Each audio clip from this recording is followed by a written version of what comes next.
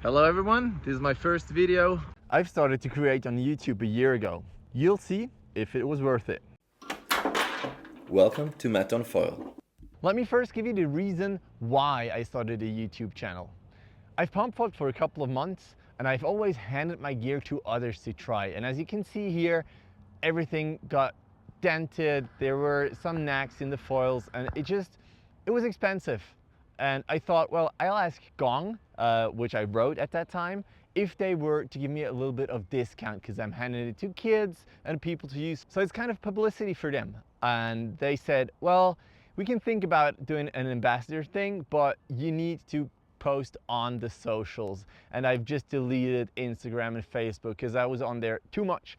So I reinstalled it and started to create content. Then I started to think about, well, what should I put online? Where is my niche? Where can I fit in? Because there were already very good and talented creators who pump foil, like Gwen, like Gael, and also Ludo Freefoiler. So I just thought, all right, let's start just showing what I do.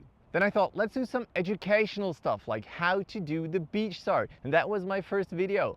Should I do vlogs? I tried vlogging. Should I do funny stuff? And I tried some funny stuff, but obviously it was not funny for people, or they didn't care that much. So I'm still trying to find that niche.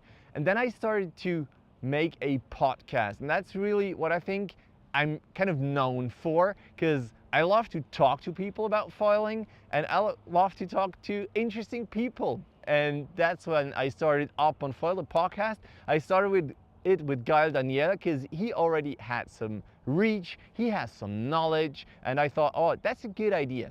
So we started the podcast together. We had some interesting guests, one of my favorites with Gwen, obviously. That's the one that I wanted to do at first.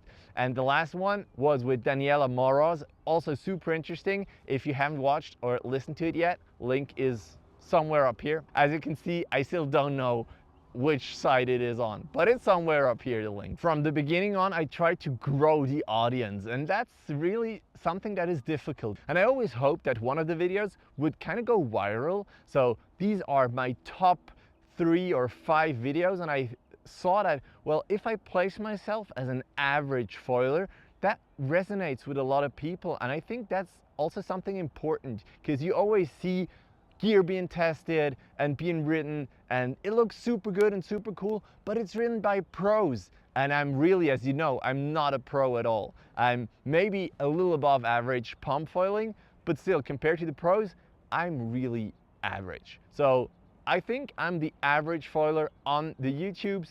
That's what my niche is at the moment. I've also started my Instagram account, Matt on Foil, and I have a TikTok account as well. Instagram is going pretty well, also a little growing all the time, but TikTok, I really don't get it. I'm not on it to consume, so I really don't know what the deal is with TikTok. I'm on there, but really nothing's happening there. What you're interested in probably is there any money in YouTube and how much did I earn? And I can calculate that with you, because I also hope that I would earn a little bit of money with the YouTube, and that's what happens. Usually, if you want to get money with YouTube, you have to have 1,000 subscribers and 5,000 hours of views on your channel. And reaching that was a major thing. That happened in March this year. I cracked the 1,000 subscribers. And from then on, I got money, but it's really not a lot. So in the last 4 months, more or less, I made 345 francs, which is around 100 per month now. It's a little less if you take the start into account as well, where it wasn't going that well. If you divide that by the year, by 12 months, it's a little less than 30 francs a month. So that's my monthly income on the last year from the YouTube.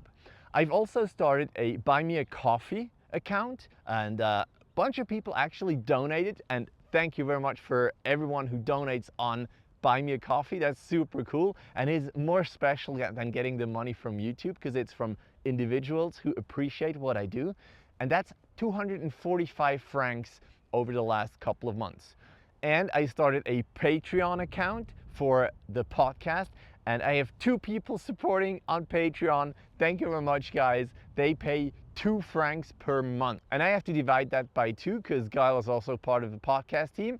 So that's 20 bucks that I've earned so far with podcasting. So what I've earned from Buy Me a Coffee, YouTube, and the Patreon, that's a 610 franc income.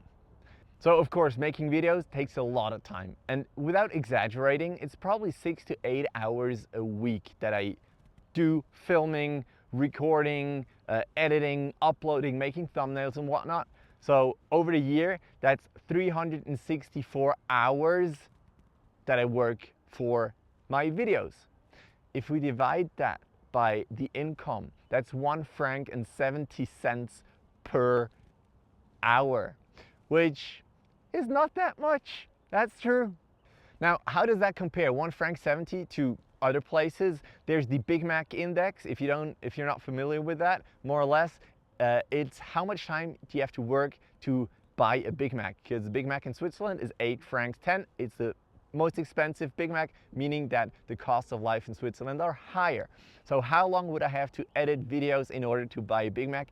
It's roughly 5 hours. I would have to film and edit and do everything for 5 hours to buy a Big Mac, which, yes, is not that much. But what else did I earn? I earned money. I also got ambassador at Indiana Paddle and Surf, and I can get their gear on, with highly discount. I've met a lot of very interesting people, and I must say that's probably one of the best things. And some of them, I would actually say, I would consider them as friends now, which is really cool. So let's talk about expenses. I started with my phone and nothing else, my headphones. And you can see and hear. Is it worth paying 700 euros for this carbon mask? The quality is really shit. So for the podcast, I bought a little microphone, then figured out then with the echo, I don't have a good sound studio. So I bought these little mics that I'm holding here. So it's another couple of $100. I had to buy SD cards. I had to buy hard drives. I'm on like over 4 terabytes of video footage. I've deleted a bunch, but still want to keep some in case I want to make a video later on. I also had to buy accessories for the Insta360. I'm using the X2 that actually a coworker of mine didn't use, and I'm just borrowing his camera. Thank you very much, Jörg, if you watch this. So was it worth it?